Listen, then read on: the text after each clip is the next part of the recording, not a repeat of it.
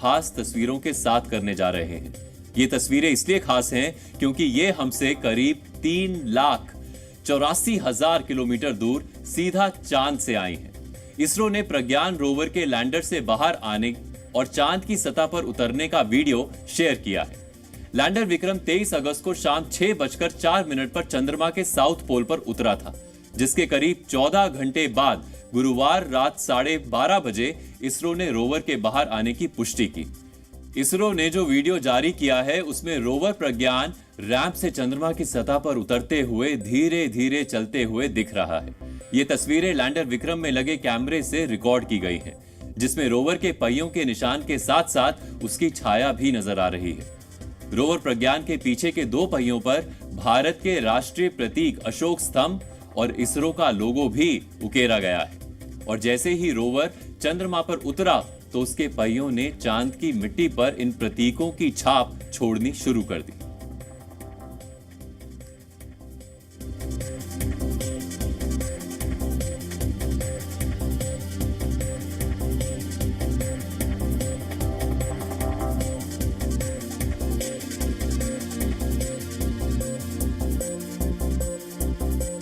करीब 1 सेंटीमीटर पर सेकंड की रफ्तार से चल रहे प्रज्ञान ने चांद की सतह पर आते ही सबसे पहले अपने सोलर पैनल खोले और अब ये अपने आसपास की चीजों को स्कैन करने के लिए नेविगेशन कैमरास का भी इस्तेमाल कर रहा है। रोवर प्रज्ञान अगले करीब 12 दिनों तक लैंडर के आसपास 500 मीटर तक घूमेगा। अब आप भी सोच रहे होंगे कि चंद्रयान 3 चांद पर पहुंच गया, लैंडर लैंड हो गया और अब तो रोवर प्रज्ञान ने भी घूमना शुरू कर दिया। अब क्या बचा है? मिशन तो पूरा हो गया, लेकिन ऐसा नहीं है, क्योंकि अब यहीं से तो इस मिशन का असली काम शुरू हुआ है और ये काम रोवर ही करेगा। दरअसल रोवर प्रज्ञान अपने नाम की ही तरह बेहद स्मार्ट है। उसे इस तरह डिजाइन किया गया है ताकि वो चांद की सतह पर चल सके, सैंपल कलेक्ट कर सके और खुद ही नेविगेट भी कर सके। यानी रोवर प्रज्ञान एक ड्राइवरलेस कार की तरह है और वो चांद पर खुद ही ड्राइव करेगा और इस दौरान वो खुद ही फैसले लेगा कि कहीं सामने कोई क्रेटर या गड्ढा तो नहीं है, सामने कोई बड़ी चट्टान तो नहीं है, और अगर है तो क्या वो उसे पार कर पाएगा या नहीं। और इसे तय करने के लिए प्रज्ञान में 2 बहुत ही स्मार्ट कैमरे लगाए गए हैं। इन्हीं कैमरे की मदद से रोवर सामने मौजूद चीजों का एक 3D मॉडल बनाता है और फिर उनकी मदद से ही वो नेविगेट कर रहा है। ये तो हुई रोवर के चलने की बात, लेकिन अब दूसरा सवाल यह है कि आखिर रोवर करने क्या गया है।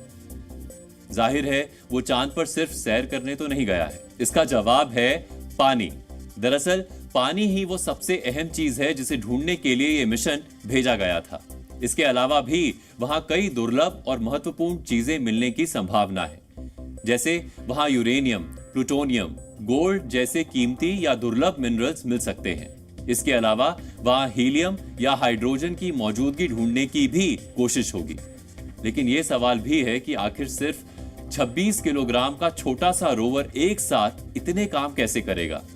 दरअसल इसके लिए भी इसरो ने पूरे इंतजाम किए हैं। रोवर में इसके लिए 2 खास तरह के सेंसर्स लगाए गए हैं।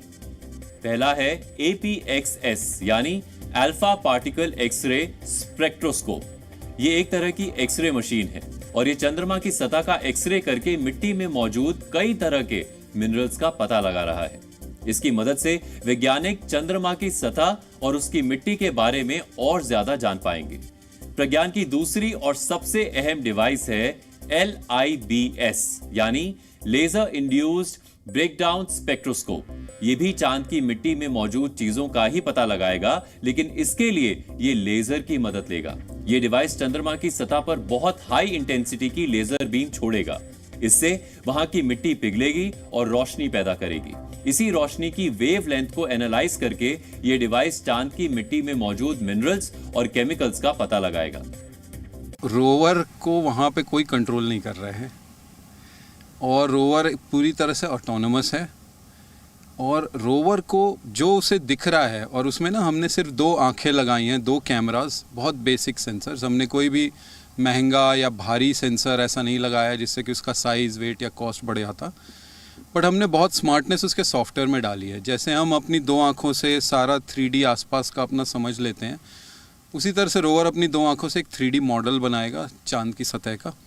उस 3D मॉडल को बना के उसको पता चल जाएगा कि उसके सामने कोई पत्थर है क्या, अगर पत्थर है तो उसकी हाइट कितनी है, उसकी दूरी कितनी है, वो किस एंगल पे है, या सामने कोई क्रेटर है, क्रेटर का डेप्थ कितना है, वो कितनी दूर है। और इन सब चीज़ों को जानने के बाद उसे जिस टारगेट पॉइंट पे पहुंचना है उसके लिए वो एक पाथ अपने आप से खुद ब खुद प्लान कर लेगा और फिर वो पाथ प्लान करके उस पॉइंट तक पहुंच जाएगा। तो ये सारा का सारा काम पूरी तरह से ऑटोनोमसली हो रहा है और वहाँ पे बहुत ज़्यादा क्रेटर या गड्ढे हैं, इसलिए बहुत चैलेंजिंग था, पर हम वहाँ पे गए क्योंकि वहाँ पे पानी है।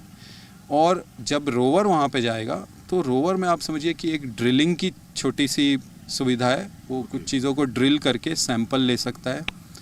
उसके पास एक स्पेक्ट्रोमीटर सेंसर है जिससे कि सैंपल को ऑब्जर्व करके वो पता कर सकता है कि उसमें कौन कौन से एलिमेंट हैं, क्या उसमें वाटर है, क्या उसमें कोई और खनिज है, क्या कोई और रेयर अर्थ मटेरियल है।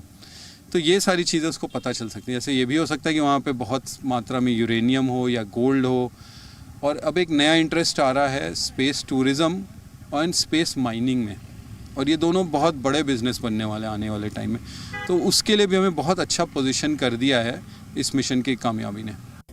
इसरो से मिली जानकारी के अनुसार आज देर शाम तक रोवर अब तक करीब 8 मीटर की दूरी तय कर चुका है। यही नहीं, उसके खोज करने वाले सेंसर्स भी चालू हो गए हैं। लेकिन इस छोटे से रोवर के सामने अभी भी कई बड़ी चुनौतियां हैं, और पहली चुनौती का सामना तो इसे उतरने के साथ ही करना पड़ गया। लैंडिंग के बाद एक वक्त तो ऐसा आया जब lander Vikram ISRO telemetry tracking और कमांड नेटवर्क के एंटीना की नजर से ही ओझल हो गया था। ये वो वक्त था जब रोवर अभी भी लैंडर के अंदर ही था, लेकिन लैंडर से संपर्क नहीं हो पा रहा था। हालांकि इसरो ने एक विदेशी अंतरिक्ष एजेंसी की मदद ली और दोबारा संपर्क स्थापित कर लिया, और इसी वजह से रोवर को लैंडर से बाहर आने में करीब 10 घंटे की देरी भी हुई। लैंडर को निकालने में कई डिफ़िकल्टीज है। एक डिफ़िकल्टी है कि हमारा ग्राउंड स्टेशन का विजिबिलिटी है।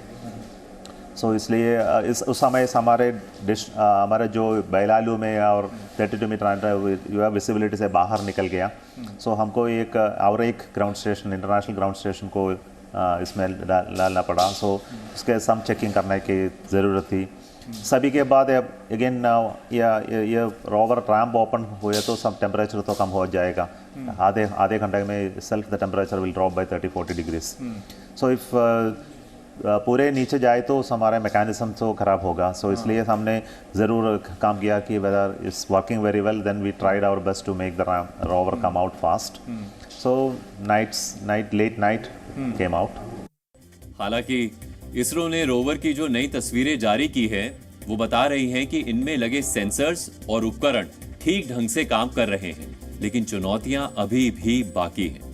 और सबसे बड़ी चुनौती है कम्युनिकेशन सिस्टम को मेंटेन रखने की, क्योंकि लैंडर अभी इसरो के डीप स्पेस नेटवर्क यानी ISDN के साथ संपर्क में है। साथ ही ये चंद्रयान 2 के ऑर्बिटर के जरिए भी इसरो के साथ संपर्क में है। ऐसे में बहुत जरूरी है कि लैंडर में लगे X बैंड एंटीनास ठीक से काम करते रहें, ताकि पृथ्वी से कई लाख किलोमीटर की दूरी पर मौजूद लैंडर और विक्रम के साथ संचार लिंक कायम रहे। यही नहीं, रोवर प्रज्ञान इसरो से सीधे संपर्क नहीं कर सकता, वो लैंडर के जरिए इसरो के संपर्क में है। ऐसे में रोवर और लैंडर के बीच का कम्युनिकेशन लिंक ठीक से काम करता रहे, ये भी बहुत जरूरी है। तीसरी चुनौती है लैंडर और रोवर की सेफ पोजीशन। दरअसल चंद्रमा की सतह पर भी लगातार भूकंप आते रहते हैं, और अगर झटके तेज हुए तो लैंडर गिर भी सकता है। इसीलिए इसका ठीक से खड़े रहना जरूरी है। इसी तरह अगर रोवर भी आगे बढ़ते वक्त अगर किसी चट्टान से टकरा गया और किसी गड्ढे में अटक गया तो भी ये मिशन खतरे में पड़ सकता है। चौथी बड़ी चुनौती है पावर सप्लाई को मेंटेन रखना। दरअसल मिशन चंद्रयान की पूरी प्लानिंग में पावर सप्लाई का रोल काफी इंपॉर्टेंट है। लैंडर में जो सोलर पैनल लगे हैं वो करीब 738 वॉट बिजली बना सकते हैं, जबकि रोवर का पैनल 50 वॉट की पावर जनरेट कर सकता है। बैकअप के लिए बैटरी का भी इंतजाम है, लेकिन इस पावर सप्लाई में अगर कोई गड़बड़ी आती है तो मिशन फेल हो सकता है। इसके अलावा चंद्रमा से टकराने वाले उल्का पिंड भी मिशन के लिए खतरा बन सकते हैं। दरअसल चंद्रमा में वायुमंडल नहीं है और इसकी ग्रेविटी की वजह से हर घंटे सैकड़ों कॉमेट्स चंद्रमा की सतह से टकराते रहते हैं और अगर ऐसा कोई कॉमेट रोवर या लैंडर के आसपास गिरा तो वो इन्हें भी नुकसान पहुंचा सकता है। इसलिए चंद्रयान 3 की टीम के लिए अगले 2 हफ्ते कड़ी तपस्या से कम नहीं है, क्योंकि एक जरा सी चूक इस शानदार कामयाबी का मजा किरकिरा कर सकती है। और यही वजह है कि हम और आप भले ही चंद्रमा पर भारत की मौजूदगी का जश्न मना रहे हैं, लेकिन तालियों के बीच भी इसरो की टीम लगातार काम में जुटी है। After landing there is lot of activities. हमको इस चेक करना था कि इसका इंक्लिनेशन कितना है, टिल्ट हाउ मच है। So we found the tilt is very very benign, it was only 6 degrees. हमको ये टेरेन के बारे में कुछ तो फोटोग्राफ लेके हमको चेक करना है, तो हमको क्या हमारा रोवर बाहर निकल सकता है या नहीं। So then we have to look at temperatures. So temperature तो बिनाइन होना ही चाहिए। इसके बाद तो हमने तो नहीं तो हमारा हीटर ऑन करके उसको वार्म करके फिर डिप्लॉयमेंट कर सकें। देयर आर मैकेनिज्म्स अंदर है। सो मैकेनिज्म को खराब होने की कई चांस। अगस्त को जब भारत के चंद्रयान 3 ने चांद के साउथ पोल पर कामयाबी के साथ सॉफ्ट लैंडिंग की थी तो पूरा देश जश्न में डूब गया था। लेकिन ये तो बस कामयाबी का पहला चरण था, क्योंकि जिस काम के लिए लैंडर विक्रम और रोवर प्रज्ञान को चांद पर भेजा गया था वो तो अब शुरू हुआ है। और ये दोनों अपना काम अच्छी तरह से कर सके ये भी किसी चुनौती से कम नहीं है। और इसीलिए जहां हम चंद्रयान 3 की कामयाबी का जश्न मना रहे हैं तो वहीं इसरो के साइंटिस्ट अभी भी अपनी जिम्मेदारियां निभाने में जुटे हैं। और इसीलिए आज हम चंद्रयान 3 की कामयाबी के साथ इस मिशन की अगली चुनौतियों का भी डीएनए टेस्ट करेंगे। लेकिन अगस्त को जब से तो इस मिशन का असली काम शुरू हुआ है और ये काम रोवर ही करेगा। दरअसल रोवर प्रज्ञान अपने नाम की ही तरह बेहद स्मार्ट है। उसे इस तरह डिजाइन किया गया है ताकि वो चांद की सतह पर चल सके, सैंपल कलेक्ट कर सके और खुद ही नेविगेट भी कर सके। यानी रोवर प्रज्ञान एक ड्राइवरलेस कार की तरह है और वो चांद पर खुद ही ड्राइव करेगा और इस दौरान वो खुद ही फैसले लेगा कि कहीं सामने कोई क्रेटर या गड्ढा तो नहीं है, सामने कोई बड़ी चट्टान तो नहीं है, और अगर है तो क्या वो उसे पार कर पाएगा या नहीं। और इसे तय करने के लिए प्रज्ञान में 2 बहुत ही स्मार्ट कैमरे लगाए गए हैं। इन्हीं कैमरे की मदद से रोवर सामने मौजूद चीजों का एक 3D मॉडल बनाता है और फिर उनकी मदद से ही वो नेविगेट कर रहा है। ये तो हुई रोवर के चलने की बात, लेकिन अब दूसरा सवाल यह है कि आखिर रोवर करने क्या गया है। जाहिर है वो चांद पर सिर्फ सैर करने तो नहीं गया है। इसका जवाब है पानी। दरअसल पानी ही वो सबसे अहम चीज है जिसे ढूंढने के लिए ये मिशन भेजा गया था। इसके अलावा भी वहां कई दुर्लभ और महत्वपूर्ण चीजें मिलने की संभावना है, जैसे वहां यूरेनियम, प्लूटोनियम, गोल्ड जैसे कीमती या दुर्लभ मिनरल्स मिल सकते हैं। इसके अलावा वहां हीलियम या हाइड्रोजन की मौजूदगी ढूंढने की भी कोशिश होगी। लेकिन यह सवाल भी है कि आखिर सिर्फ 26 किलोग्राम का छोटा सा रोवर एक साथ इतने काम कैसे करेगा। दरअसल इसके लिए भी इसरो ने पूरे इंतजाम किए हैं। रोवर में इसके लिए 2 खास तरह के सेंसर्स लगाए गए हैं। पहला है APXS यानी अल्फा पार्टिकल एक्सरे स्पेक्ट्रोस्कोप। ये एक तरह की एक्सरे मशीन है और ये चंद्रमा की सतह का एक्सरे करके मिट्टी में मौजूद कई तरह के मिनरल्स का पता लगा रहा है। इसकी मदद से वैज्ञानिक चंद्रमा की सतह और उसकी मिट्टी के बारे में और ज्यादा जान पाएंगे। प्रज्ञान की दूसरी और सबसे अहम डिवाइस है LIBS यानी लेजर इंड्यूस्ड ब्रेकडाउन स्पेक्ट्रोस्कोप। ये भी चांद की मिट्टी में मौजूद चीजों का ही पता लगाएगा, लेकिन इसके लिए ये लेजर की मदद लेगा। ये डिवाइस चंद्रमा की सतह पर बहुत हाई इंटेंसिटी की लेजर बीम छोड़ेगा। इससे वहां की मिट्टी पिघलेगी और रोशनी पैदा करेगी। इसी रोशनी की वेवलेंथ को एनालाइज करके ये डिवाइस चांद की मिट्टी में मौजूद मिनरल्स और केमिकल्स का पता लगाएगा। रोवर को वहाँ पे कोई कंट्रोल नहीं कर रहे हैं और रोवर पूरी तरह से ऑटोनोमस है और रोवर को जो उसे दिख रहा है, और उसमें ना हमने सिर्फ 2 आंखें लगाई हैं, 2 कैमरास, बहुत बेसिक सेंसर्स। हमने कोई भी महंगा या भारी सेंसर ऐसा नहीं लगाया जिससे कि उसका साइज़, वेट या कॉस्ट बढ़ जाता। बट हमने बहुत स्मार्टनेस उसके सॉफ्टवेयर में डाली है। जैसे हम अपनी 2 आँखों से सारा 3D आसपास का अपना समझ लेते हैं, उसी तरह से रोवर अपनी 2 आँखों से एक 3D मॉडल बनाएगा चांद की सतह का। उस 3D मॉडल को बना के उसको पता चल जाएगा कि उसके सामने कोई पत्थर है क्या, अगर पत्थर है तो उसकी हाइट कितनी है, उसकी दूरी कितनी है, वो किस एंगल पे है, या सामने कोई क्रेटर है, क्रेटर का डेप्थ कितना है, वो कितनी दूर है।